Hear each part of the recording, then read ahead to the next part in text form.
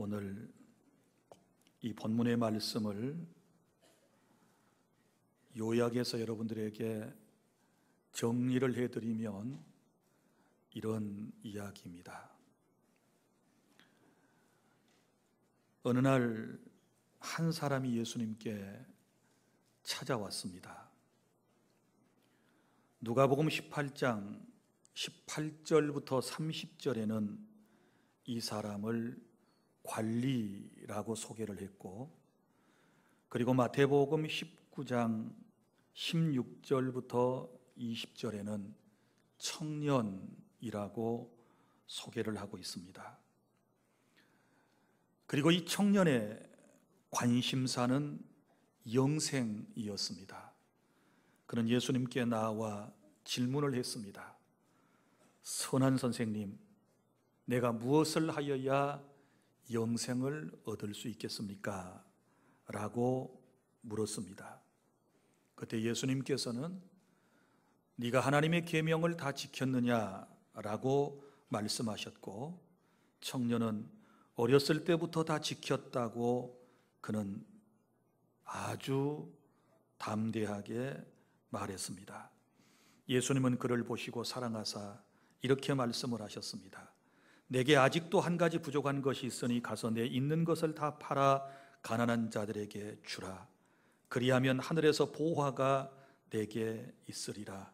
그리고 와서 나를 따르라 하시니 그 사람은 재물이 많은 고로 이 말씀으로 인하여 슬픈 기색을 띠고 근심하며 갔다 라고 말씀을 기록하고 있습니다. 오늘 이 말씀 속에서 이 부자 청년을 좀 정리해서 말씀을 드리면, 첫째, 이 부자 청년은 인간적으로 볼 때 부족한 것이 하나도 없었습니다. 자, 말씀을 보면 먼저 이 청년은 예수님을 만나려는 열심이 있었습니다. 17절, 한 사람이 달려와서 라고 말씀을 했습니다. 그는 예수님을 만나기 위해 달려왔습니다. 참 좋은 열심입니다. 주님 앞에 나오는데 주저함이 없었습니다.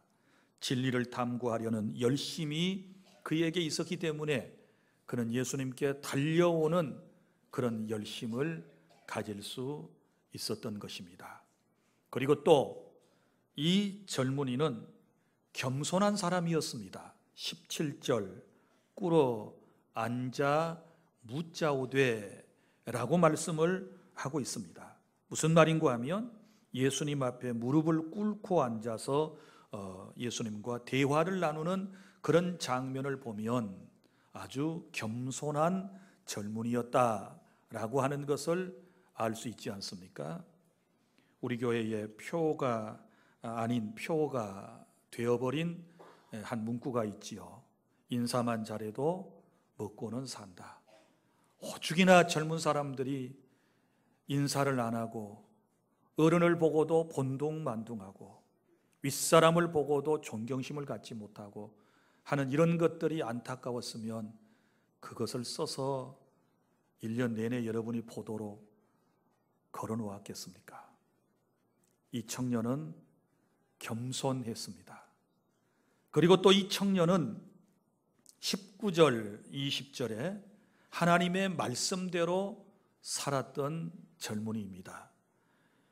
예수님의 계명들을 다 지켰다라고 말씀을 하지 않습니까? 살인하지 말라, 간음하지 말라, 도둑질하지 말라, 거짓 증언하지 말라, 속여 빼앗지 말라, 내 부모를 공경하라 라고 하는 이 말씀을 알고 지켰다라고 기록하고 있습니다. 여러분, 우리가 하나님의 말씀을 다 지킬 수가 있을까요? 여러 가지로 부족한 점이 있는데 이 젊은이는 주의 계명대로 살았다라고 예수님께 말했습니다. 그는 도덕적으로 윤리적으로 흠이 없는 그런 젊은 관리였습니다. 그리고 또 20절, 이 사람은 어려서부터 신앙생활을 했던 사람입니다. 내가 어려서부터 다 지켰습니다 라고 하는 것을 보면 아주 어렸을 때부터 하나님의 말씀을 배우고 그 말씀대로 살려고 노력을 했던 그런 젊은이인 것을 볼 수 있습니다. 그리고 또 20절, 이 사람은 자신감이 넘치는 사람이었습니다. 자, 예수님의 면전에서 자신 있게 대답하는 말, 내가 어려서부터 다 지켰습니다. 여기 다 지켰다라고 하는 이 말씀이 강조되는데 하나도 빼지 않고 다 지켰다. 여러분, 이 젊은이는 자신감이 넘치고 있습니다. 그 어떤 일에도 그 누구 앞에서도 결코 주저함이 없는 그런 젊은이의 모습을 우리에게 보여주지 않습니까? 여러분, 제가 학습 세례식을 준비하기 위해서 우리 교우들에게 그 대상자들에게 먼저 예비 교육을 시키고 그리고 토요일 오후가 되면 대상자들을 불러놓고 소위 학습 세례, 유아 세례, 입교식, 문답을 하게 됩니다. 뻔히 아는 것임에도 불구하고 떨려가지고 대답을 제대로 못하는 이들이 10중 8구입니다. 아주 쉬운 질문을 하지요. 예수님은 누구이십니까? 부터 시작을 해서 예수님을 믿는 이유가 무엇입니까? 예수님을 믿으면 어떻게 됩니까? 또 세상에 많은 종교가 있는데 왜 하필이면 기독교를 선택했습니까? 라고 하는 이런 질문들을 하는데도 불구하고 대부분 대답을 잘 못합니다. 중고등학생들은 공부하듯이 교리집을, 문답집을 공부했기 때문에 쉽게 대답을 잘하지만 연세가 좀 있으신 분들은 부끄러워서 제대로 대답을 잘 못합니다. 그리고 하나님의 말씀대로 제대로 살지 못한 그것 때문에 죄송스러워서 제가 구원의 확신에 대해서 물을 때에도 그렇게 확실하게 구원받았다고 대답하는 분들이 많지를 않습니다. 그런데 오늘 이 젊은이는 예수님 면전에서 예수님의 질문에 얼마나 확실하게 담대하게 대답을 하고 있는지 우리 모두가 다 놀랄 정도입니다. 그리고 또 이 젊은이는 22절 재산이 많았습니다. 결국 이 재산이 많은 것 때문에 주님을 따르지 못하는 아쉬움이 있었지만 젊었을 때 이 사람은 부자였습니다. 자, 부모에게 유산으로 상속받을 수도 있었을 것이고 아니면 어려서부터 정말 열심히 자수성가를 한 경우라고 볼 수도 있을 것입니다. 여러분, 정말 요즘 젊은이들이 그처럼 원하는 모든 부요함을 이 젊은이는 가지고 있었습니다. 여러분이 지금 이 젊은이에 대한 이야기를 6가지로 들었습니다. 가만 들어보니까 어때요? 정말 완벽한 사람이지요. 완벽한 신랑감이지요. 이런 남자들이, 이런 젊은이들이 요즘 어디 있겠습니까? 자, 믿음 좋지, 또 재산도 많이 있지, 그리고 매사에 자신감이 넘치지, 또 거기에다가 겸손까지 하니 이 얼마나 멋진 젊은이입니까? 그 어느 것 하나 나무랄 데가 없는 그런 젊은이의 모습을 우리는 찾아볼 수 있습니다. 어때요? 여기에 비하면 우리들의 모습은 너무 초라하지 않습니까? 우리는 말씀대로 살지도 못하고 어려서부터 신앙생활 한 사람도 별로 없고 매사에 소심해서 자신감도 없고 그리고 재산도 많지 아니하고 또 어렸을 때부터 그렇게 열심히 주님을 섬긴 적도 없고 이것저것 생각해 보면 정말 우리는 부끄러운 것이 한이 없을 정도로 많은 그런 존재들임을 알 수 있게 됩니다. 자, 여러분, 이 젊은이의 모습, 인간적으로 부족함이 없었습니다. 그러나 둘째, 누구나 주님 앞에 섰을 때 자신의 부족함을 알게 됩니다.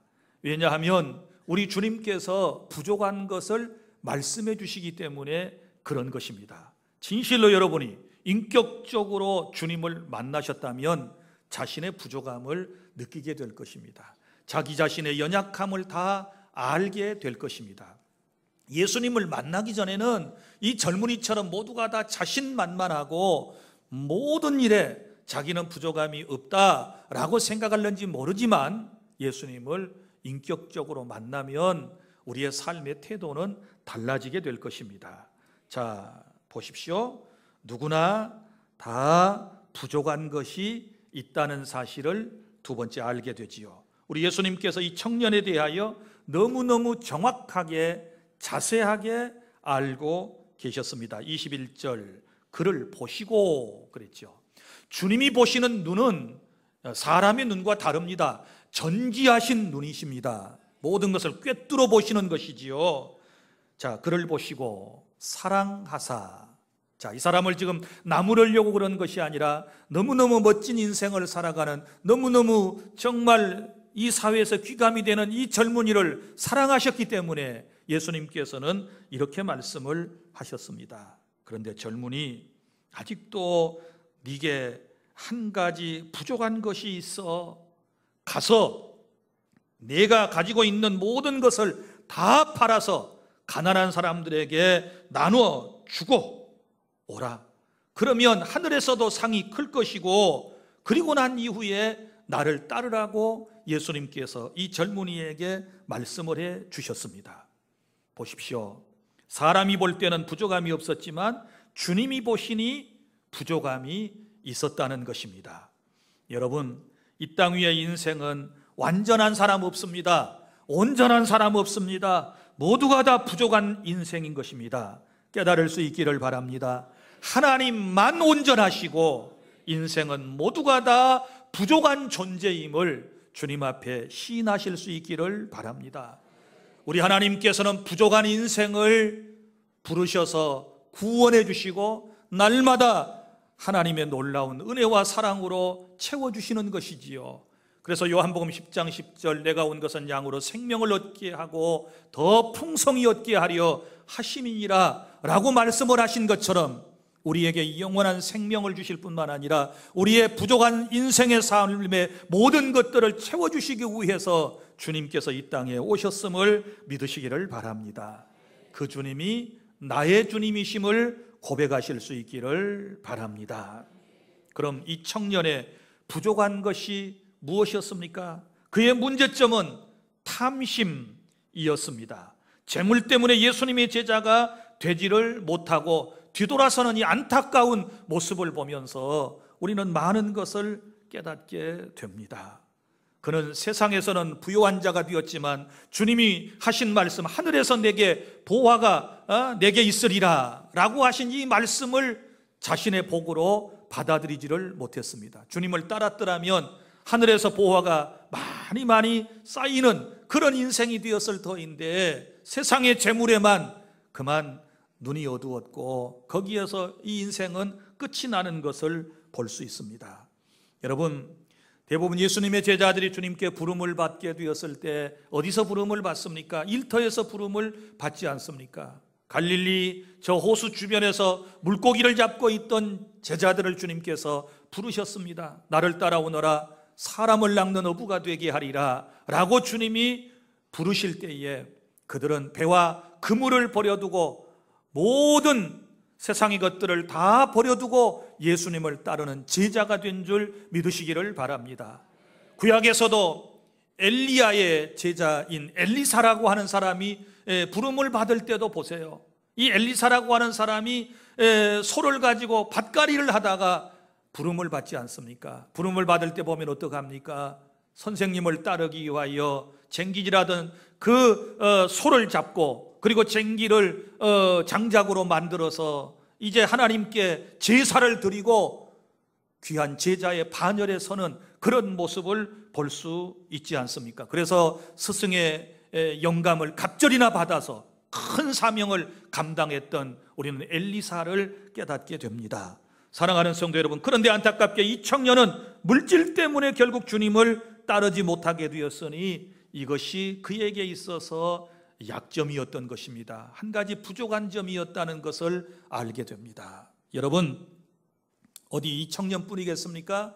우리 신구약 성경에 나오는 위대한 인물들, 여러분이 잘 알고 있는 신앙의 인물들을 한번 살펴보실까요? 다 누구에게나 한 가지 부족한 점들이 있었답니다. 아브라함을 보십시오. 아브라함의 대명사가 무엇입니까? 믿음의 조상입니다. 아브라함은 믿음의 조상입니다. 사랑하는 아들 독자 이삭을 모리아 산상에서 하나님께 제물로 바쳤던 위대한 신앙의 인물이었습니다. 그런데요, 그의 삶을 보십시오. 그가 이삭을, 약속의 아들을 하나님께로부터 선물로 받기 전에 어떤 일이 있었습니까? 하나님께서 아브라함을 불러내실 때에 내가 너를 열국의 아버지로 삼겠다. 이 말은 무슨 말이에요? 내 자손을 저 하늘의 무별처럼, 저 바닷가의 모래알처럼 많게 해주시겠다. 이렇게 하나님께서 약속을 해주셨지 않았습니까? 그리고 아브라함은 그 약속을 믿고서 이제 고향 산천을 떠나 하나님이 지시한 땅으로 가는 것 아니겠습니까? 그런데 세월이 지나는데도 불구하고 그에게 사랑하는 자식이 태어날 기미가 보이지 않습니다. 기다리다 못해서 나중에 아브라함이 저지른 실수가 무엇입니까? 자기 아내 사라의 몸종인 하갈을 후처로 맞이해가지고 거기서 자식을 보지 않습니까? 그 아들이 이스마엘입니다. 이 일로 인하여 그 가정에 얼마나 큰 어려움이 생겼습니까? 민족 간의 갈등이 생기지 않습니까? 다 잘했는데 아브라함이 이거 하나 참지 못해서, 하나님의 약속을 끝까지 참고 기다리지 못해서 실수했던 것으로 성경에 기록되어 있지 않습니까? 이것이 바로 우리 사람들의 모습입니다.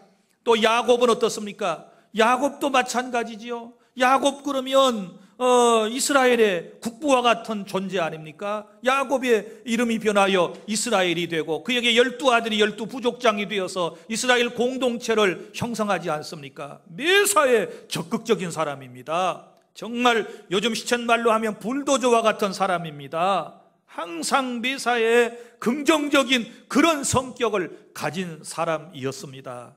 그래서 하나님께서 그에게 복을 주셨지요. 그런데 그럼에도 불구하고 그에게도 하나의 약점이 있는데 거짓말을 잘해요. 남을 속이기를 잘해요. 자, 장자의 명분을 형으로부터 가로채기 위해서 자기 아버지, 눈먼 아버지를 속이고 장자의 명분을 가로채는 축복 기도를 받았지 않았습니까? 또 자기 형을 속이지 않았습니까?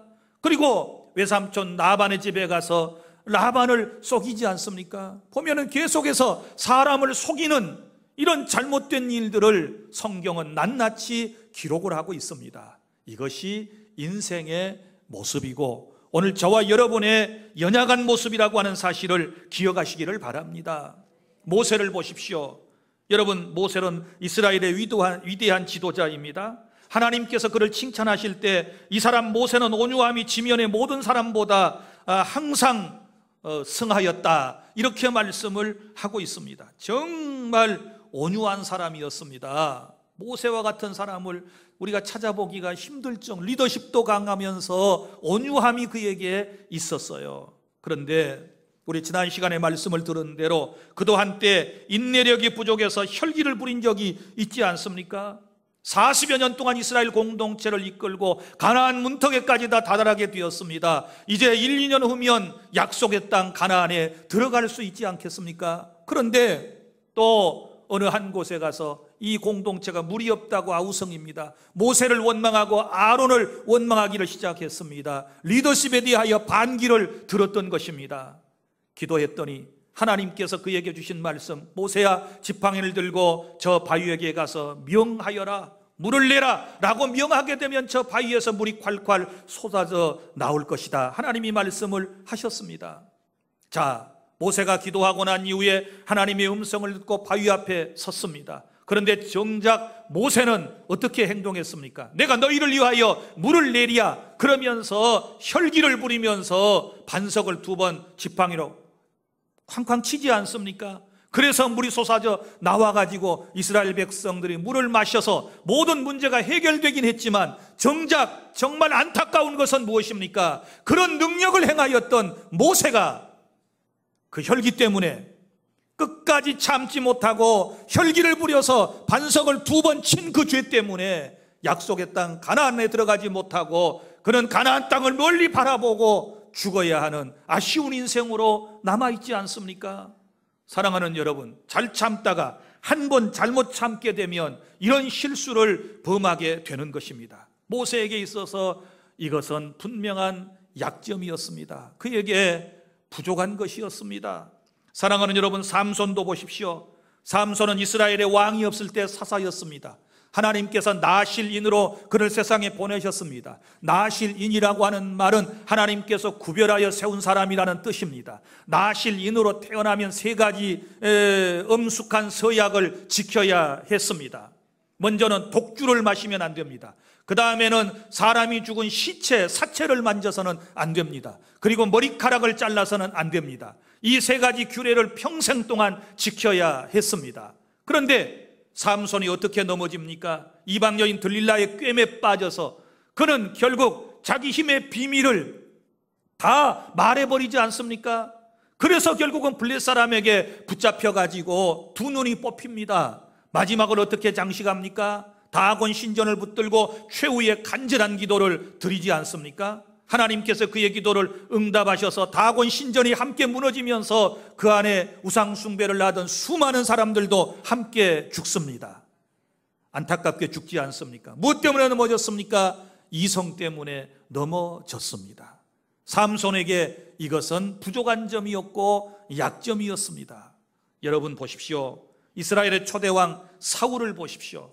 이분도 마찬가지입니다. 처음에 하나님께서 이스라엘 공동체의 왕으로 세우실 때 여러분 그는 처음에 인격이 훌륭한 사람이었습니다. 그는 과묵한 성격을 가졌습니다. 그리고 그는 효자였습니다. 그리고 리더십도 강했습니다. 외모도 준수했습니다. 그래서 하나님께서 그를 이스라엘의 처음 왕으로 세워주셨는데 세월이 지나가면서 자기 자신도 모르는 사이에 교만이 속에서 꿈틀거리기를 시작했습니다. 자기 외에는 다른 어떤 사람이 보이지를 않았습니다. 그래서 결국은 그 교만 때문에 버림을 받고 여러분 다윗이 이스라엘의 2번째 왕으로 등극하지 않습니까? 여러분 사울에게 약점은 무엇입니까? 교만입니다. 은근한 교만. 나도 모르는 사이에 사탄이 내 마음속에 심어준 교만한 마음을 이걸 털어버리지 못하고 계속 가지고 있게 되면 우리가 이런 실수를 범하게 되는 것입니다. 여러분 다윗도 마찬가지고요. 그의 아들 솔로몬도 마찬가지입니다. 다 정말 성군과 같은 사람들이고 세상에서 지혜로 말하면 따라갈 사람이 없지만 결국은 다윗도 솔로몬도 이성의 연약함 때문에 결국은 넘어지게 되었던 것입니다. 사랑하는 여러분, 오늘 누구에게나 다 약점은 있다. 누구에게나 다 부족한 점은 있다. 라고 하는 것을 오늘 시인하는 그런 시간이 될 수 있기를 바랍니다.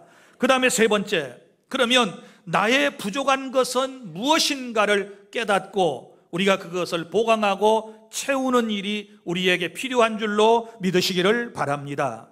자, 누구에게나 다 한 가지 부족한 점이 있다고 그랬습니다. 온전한 사람이 없다고 그랬습니다. 오늘 우리 가운데 저와 여러분은 지금 어떤 모습으로 이 자리에 있습니까? 한번 제가 진단을 해드릴까요? 오늘 나의 부족한 것이 무엇인가? 어떤 사람 교회에서 기도는 참 많이 해요. 엄청나게 기도를 열심히 합니다. 남들보다 더 많은 기도하는 시간을 갖습니다. 그런데 안타까운 것은 봉사가 없습니다. 헌신이 없어요. 기도만 열심히 잘하고 자기 혼자만 하나님을 만났다 그러고 그분의 음성을 들었다 그러고 뭘 보았다 그러고 자기 혼자 자기 도취에 빠져가지고 그렇게 세상을 살아가는 이런 안타까운 분들이 있지요. 이것이 그분에게는 분명한 한 가지 부족한 점입니다. 여러분 기도했으면 하나님께서는 그 기도를 통하여 그의 인생을 움직이게 만들어 주실 줄로 믿으시기를 바랍니다. 기도하는 사람은 움직이도록 되어 있고 성령께서 기도를 통하여 그의 인생을 움직이신다는 사실을 믿으시기를 바랍니다. 어떤 사람은 물질의 복을 받았는데 감사하지 못하고 여전히 투덜거리고 그렇게 인생을 살아가는 사람들이 있어요. 우리가 볼 때는 나보다 훨씬 더 많은 물질의 복을 받았고, 환경도 나보다 훨씬 더 낫고, 살아가는 생활 모든 것들을 보면 나보다 월등하게 더 나은 삶의 질을 누리면서 살아가고 있는데, 그럼에도 불구하고 항상 이 사람의 얼굴을 보면 짜증나 있어요. 투덜거리고 있습니다. 행복하지를 못해요. 여러분, 이분에게 그것은 약점인 것입니다. 감사하지 못하고 살아가는 것은 그분에게 있어서 한 가지 부족한 것이 되는 것입니다. 또 어떤 분들은 성경을 많이 알아요. 성경 공부도 많이 했고, 여기저기서 배운 것도 있고, 주워 들은 것도 있고, 요즘은 우리가 얼마든지 교회 밖에서도 무슨 매스컴을 통해서 혹은 여러 경로를 통해서 성경을 공부하고 성경을 알 수 있는 그런 시대에 살아가고 있습니다. 그런데 한 가지 안타까운 것은 사랑이 없어요. 실천이 없어요. 성경을 많이 쓰고 성경을 많이 암송하고 성경의 진리를 많이 깨달았으면 그의 인격이 어떻게 변할까요? 하나님의 말씀은 살아있어 운동력이 있기 때문에 우리의 인생을 그리스도의 성품으로, 하나님의 성품으로 닮아가게 해주실 줄로 믿으시기를 바랍니다. 주님을 닮아야 되거든요. 하나님의 사랑의 마음을 닮아야 되거든요. 그런데 오히려 그 많이 아는 것이 율법주의가 돼가지고 남을 정죄하고 남을 비판하고 남을 비난하는 거, 이게 사랑이 없는 거지요. 그분에게는 이런 것들이 약점이 되는 것입니다. 실천이 없는 것이 바로 약점이지요. 또 어떤 분들은 이런 경우도 있습니다. 교회 봉사도 잘하고 교회 일도 열심히 하고 기도 생활도 많이 하고 성경도 많이 알고 사랑도 많아서 남에게 베풀기도 잘하는데 딱 한 가지 부족한 점이 있어요. 그게 뭐냐 그러면 말이 많어. 말로 다 까먹어. 말로 결국은 실수해버리는 이런 안타까운 사람들이 있는 것을 볼 수 있습니다. 여러분, 아무리 열심히 했어도 그 말 한마디에 누군가가 시험 들고 누군가가 실족하고 누군가가 넘어지고 누군가가 마음속에 상처를 입는다면 그분에게 있어서 그것은 너무너무 안타까운 한 가지 부족한 점이 된다는 것을 여러분이 기억해 주시기를 바랍니다. 오늘 이 말씀을 들으면서 여러분 자신에게 부족한 점이 무엇인가 깨달아지십니까? 다 성령이 역사하시면 여러분 안에 내게 부족한 것은 이거구나 라고 하는 것을 여러분이 다 아시게 될 것입니다. 저도 마찬가지입니다. 저도 내 자신의 부족함을 저는 너무너무 잘 알고 있습니다. 아마 제가 나는 이런 것들이 부족합니다 라고 말씀을 드리면 여러분이 은혜가 안 될 거예요. 은혜가 안 돼요. 저런 목사를 믿고 따르나 할 정도로 제게 연약하고 부족한 점이 많이 있다는 사실을 여러분들에게 고백하지 아니할 수 없습니다. 여러분, 사람은 겉으로 본 것하고 속으로 본 것하고 달라요. 세상 사람이 바라보았던 이 청년과 그리고 주님이 바라보았던 청년의 모습이 확연하게 다를 수 있는 것처럼 우리 모두가 다 그런 인생임을 여러분이 깨달아 알 수 있기를 바랍니다. 사람이 마치 뒤집지 않는 전병처럼 한쪽은 잘 익었는데 한쪽은 설익은 상태에 이런 사람들이 우리 가운데 많이 있고 그 본인이 바로 당사자가 나 자신임을 여러분이 깨달을 수 있기를 바랍니다. 사랑하는 주 안의 성도 여러분, 오늘 우리 주님께서는 우리에게 이렇게 말씀하셨습니다. 마태복음 5장 48절 하늘에 계신 너희 아버지의 온전하심과 같이 너희도 온전하라 라고 말씀을 해주셨는데, 우리가 온전하기 위해서는 성령님의 도우심을 먼저 받아야 될 줄 믿습니다. 말씀으로 우리가 무장해야 될 줄로 믿으시기를 바랍니다. 그리고 온전하신 예수 그리스도만을 바라보실 수 있기를 바랍니다. 믿음의 주에 온전케 하신 이 예수를 바라보자. 예수님을 바라보아야 우리의 삶이 부족함이 없고 온전한 삶으로 여러분 바꿔지게 됨을 깨달을 수 있기를 바랍니다. 그리고 한 가지, 온전하지 못한 우리가 세상을 살아가지 않습니까? 그렇다면 서로가 용납하고 이해하면서 살아야 될 줄로 믿습니다. 가정생활도 그래요. 서로 온전하지 못한 사람끼리 사는 거예요. 서로 완벽하지 못한 사람끼리 사는 거예요. 서로 뭔가 부족한 사람끼리 서로 돕는 배필로 하나님께서 살라고 우리에게 말씀을 해주신 거예요. 그렇다면 우리는 용납하고 이해하고 사랑하며 살아야 될 줄로 믿으시기를 바랍니다. 너그러운 마음으로 서로를 대해야 될 줄로 믿습니다. 서로 겸손하게 자기 자신을 낮추며 살아갈 때 우리의 부족한 모든 면들이 채워지게 된다는 것을 기억하시기를 바랍니다. 사랑하는 성도 여러분, 이제 말씀을 맺습니다. 이 청년은 결국 재물이 많은 것 때문에 주님을 따르지를 못했습니다. 주님께서 그가 애써 모았던 재물을 다 흩어버리라고 말씀을 하셨을까요? 아니지요. 뜻이 있는 곳에, 그리고 정말 필요한 곳에 쓰라고 하는 말씀이지요. 팔아서 가난한 사람들에게 다 나눠주라, 이렇게 말씀하셨지요. 그런데 여러분 보십시오. 그 뒤에 뭐라고 말씀이 나옵니까? 그리하면 하늘에서 보화가 내게 있으리라. 할렐루야. 이 청년의 아쉬운 점, 땅에서는 부자로 살아갈 꿈을 꾸었지만 하늘나라에 가서 부자를 생각해 보지 못한 거예요. 하늘나라에 가서 여러분 풍성해지려면 하늘에서 보화가 내게 있으리라 라고 하신 이 말씀을 내 말씀으로 만들려면 그는 기꺼이 주님의 말씀에 순종을 했어야 하는 것입니다. 그리고 또 보세요. 여러분이 지금 말씀을 경청하고 계시는데 22절, 그 사람은 재물이 많은 고로 이 말씀으로 인하여 슬픈 기색을 띠고 근심하며 가니라. 이 청년은 뭐가 많았어요? 재물이 많았어요. 그런데 자, 여기 슬픈 기색을 띠고 근심하며 주님의 곁을 떠났거든요. 자, 누구의 말씀으로 인하여? 예수님의 말씀. 자, 이 말씀으로 인하여, 그럼 이 사람의 얼굴에 수색을 가져다 준 건 뭐예요? 슬픈 얼굴을 가져다 준 건 뭐예요? 근심에 찬 얼굴을 가져다 준 건 뭐예요? 하나님의 말씀이었어요. 바로 깨달을 수 있기를 바랍니다. 흔히들 교회에 오면 설교를 들을 때 다 마음이 편해질 것만 생각해. 천만의 말씀, 주님은 그렇게 우리에게 말씀하신 적이 없으세요. 대부분의 어떤 사람들은 여러분이 하나님의 말씀을 들을 때에 마음이 평안해지시겠지만, 그러나 여기 이런 말씀을 통하여 우리의 기색이, 얼굴색이 변할 수도 있어야 돼요. 거룩한 부담을 안았습니다.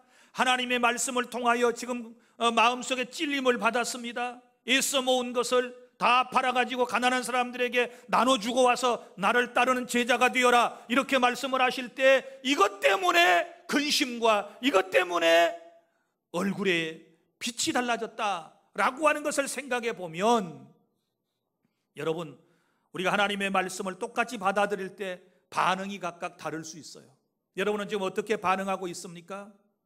여러분 하나님의 말씀을 교회에 와서 들을 때 어떤 말씀을 기대하고 있습니까? 듣기 좋은 말씀, 기분 좋은 말씀, 코미디 같은 말씀?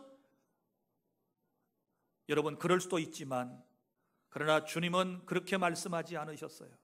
우리는 거룩한 말씀을 받을 때마다 마음에 쿡쿡 찔림을 받아야 사도행전 2장에 나오는 초대교회처럼 회개의 역사, 사는 역사, 성령 충만받는 역사가 일어나게 될 줄 믿습니다. 베드로가 말씀을 올곧게 선포했을 때에 그 말씀을 듣는 사람들이 가슴을 치면서 형제들아 우리가 어찌할꼬 하고 회개 자복하는, 그래서 사는 역사가 일어나게 된 줄로 믿으시기를 바랍니다. 그러나 또 말씀을 들을 때에 오히려 귀를 틀어막고 돌멩이를 던졌던 여러분 스데반 집사 앞에 수많은 군중들도 있었다는 것을 알 수 있고, 예수님의 말씀을 직접 설교로 들었던 사람들도 이렇게 자기 자신을 포기하지 않고 순종하지 아니하면 결국은 아무런 소용이 없었다는 사실 또한 깨닫게 됩니다. 오늘 성령의 역사하심을 통하여 주의 말씀을 듣고 여러분의 삶 속에 결단하고 결심하는 이런 역사가 일어날 수 있기를 바랍니다. 다시 말씀드립니다. 무엇이 여러분으로 하여금 주님의 제자가 되지 못하게 만들고 있습니까? 나태, 게으름, 탐심, 마음속의 시기, 질투, 이런 것들이 만약에 여러분들이 주님의 제자의 삶을 살기를 원하는 것을 가로막고 있다면 우리는 오늘 결단해야 될 줄로 믿습니다.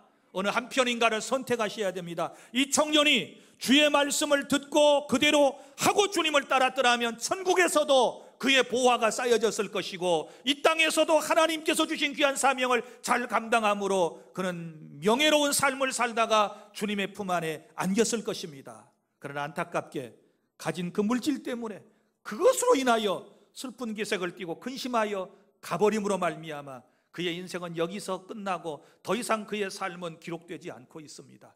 여러분, 오늘 이 말씀을 듣고 스스로 결정을 내리십시오. 나의 부족함이 무엇인가를 깨닫고 그것을 하나님의 은혜로 보충하고 하나님의 말씀 따라 나아갈 때 진정한 제자가 되고 더 많은 은혜와 복을 받아 누리는 귀한 주 안의 성도 여러분이 다 되실 줄 믿습니다. 기도하겠습니다.